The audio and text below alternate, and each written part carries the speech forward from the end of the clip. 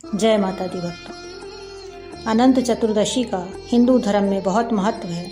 इस दिन गणपति विसर्जन के साथ गणेशोत्सव पर्व समाप्त होता है। 10 दिन अपने भक्तों के साथ रहने के बाद भगवान गणेश अपने लोक को वापस लौटते हैं। अनंत चतुर्दशी का दिन गणेश पूजा विसर्जन के अलावा भगवान विष्णु की पूजा के लिए भी बेहद खास है। अनंत चतुर्दशी के दिन सुबह जल्दी उठकर स्नान करके साफ कपड़े पहने मंदिर जाकर या घर पर पूजा करें। इसके लिए कलश स्थापित करके उस पर धातु का पात्र रखकर भगवान अनंत की स्थापना करें। यह भगवान विष्णु का ही रूप है। फिर सूत या रेशमी धागे को हल्दी और केसर से रंगकर उसमें 14 गांठ लगाकर रक्षा सूत्र तैयार करें। भगवान को फल, पुष्प, हल्दी, अक्षत और प्रसाद आदि अर्पित करके विधि विधान से पूजा करें।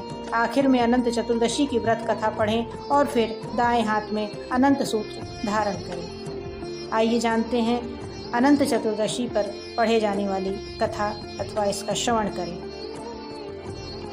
पांडव जुए में अपना राज्य हारकर वन में कष्ट भोग रहे थे। तब भगवान श्री कृष्ण ने उन्हें अनंत चतुर्दशी व्रत करने की राय दी थी।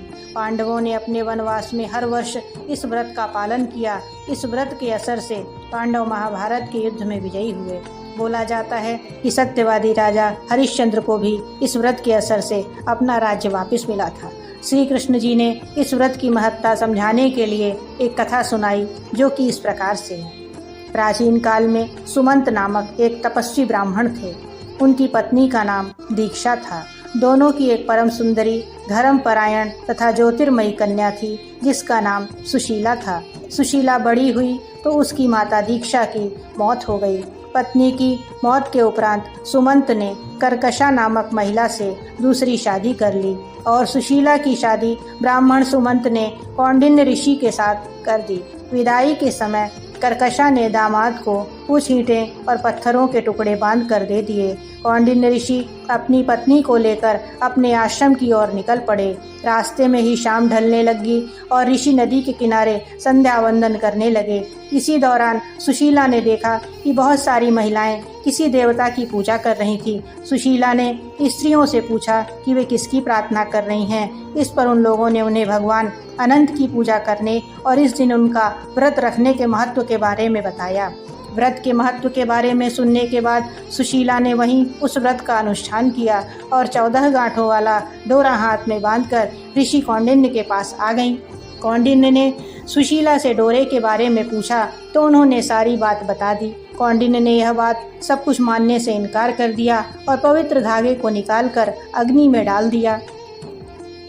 इसके बाद उनकी सारी संपत्ति नष्ट हो गई और वह दुखी रहने लगे। इस दरिद्रता का उन्होंने अपनी पत्नी से कारण पूछा तो सुशीला ने अनंत भगवान का डोरा जलाने की बात कही।